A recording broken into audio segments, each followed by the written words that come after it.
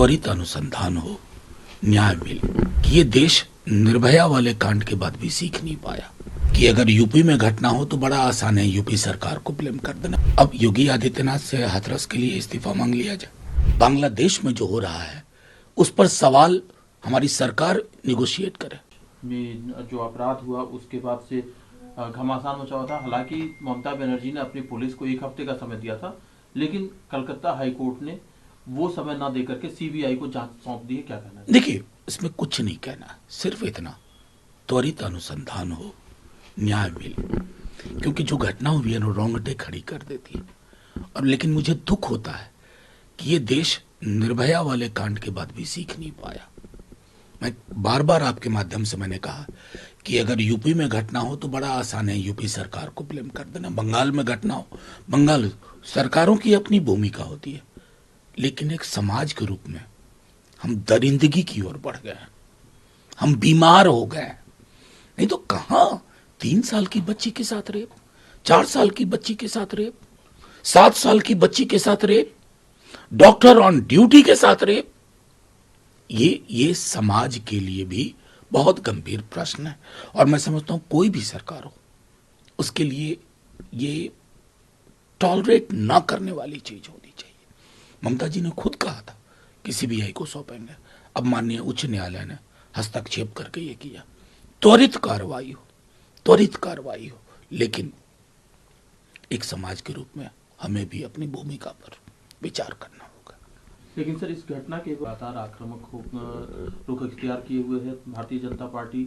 न सिर्फ पश्चिम बंगाल के स्वास्थ्य मंत्री और चीफ मिनिस्टर का इस्तीफा मांग रही है, बल्कि ये भी आरोप लगा रही है कि लगातार पिछले कुछ महीनों में या कुछ सालों में पश्चिम बंगाल में महिलाओं के प्रति अपराध में बढ़ोतरी हुई है। देखिए, मुझे जिस बात का डर है, अब योगी आदित्यनाथ से हाथरस के लिए इस्तीफा मांग लिया जाए।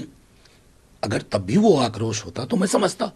मैं कह रहा हूं ना कि आक्रोश को पॉलिटिकल चश्मा नहीं पहनाना चाहिए। अगर आक्रोश है तो उसकी अभिव्यक्ति इस प्रकार की हो कि किसी को यह ना लगे कि आप राजनीतिक चश्मे का प्रयोग कर रहे हैं। बाकी उनकी प्राथमिकता है। मैं भाजपा को सलाह देने वाली भूमिका में नहीं हूं, लेकिन हम में से कोई भी अगर ये कहीं भी होता है उसको डिफेंड ना करे, फिर चोट लगती है।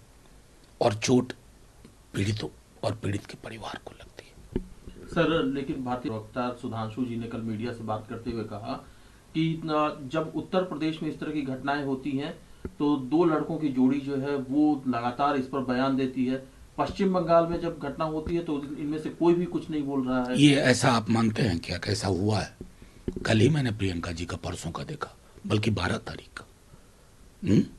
मतलब सुधांशु जी प्रेस कॉन्फ्रेंस करके कुछ भी बोल लीजिए, फिर वही आईना आपसे पूछा जाएगा कि आप यूपी पे क्यों चुप रहते।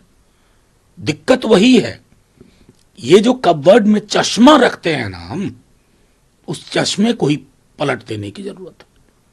यूपी के 2 लड़कों से, अरे कमाल की बात कर रहे हो। बांग्लादेश में जो हो रहा है उस पर सवाल हमारी सरकार निगोशिएट करे, बताए। अब वहां के 2 लड़के नहीं बोल रहे, 2 लड़के नहीं बोल रहे। ये मैं कहता हूं यहीं आकर के सारी चीजें खत्म हो जाती हैं।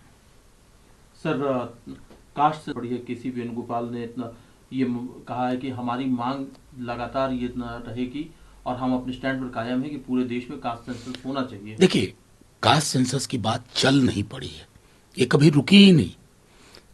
चल पड़ना तो उसको कहते हैं जब कोई चीज रुक जाए।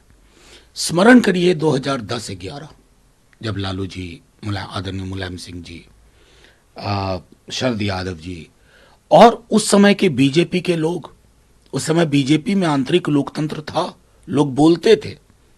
मुझे स्मरण है गोपीनाथ मुंडे जी भी इसके पक्ष में थे। तो हुआ एससीसीसी। बाद में सदन में हमने, जब तक मोदी जी की सरकार आ गई, बीजेपी की सरकार आ गई, तो कहा कि भाई डेटा करप्ट हो गया। फिर तेजस्वी जी ने, जब हम नीतीश जी के साथ थे, दबाव डाल करके सबके सहयोग से वहां जातिगत सर्वेक्षण कराया। नतीजे सबके सामने है। जिन घरों में चिराग नहीं है वहां पहुंचाना।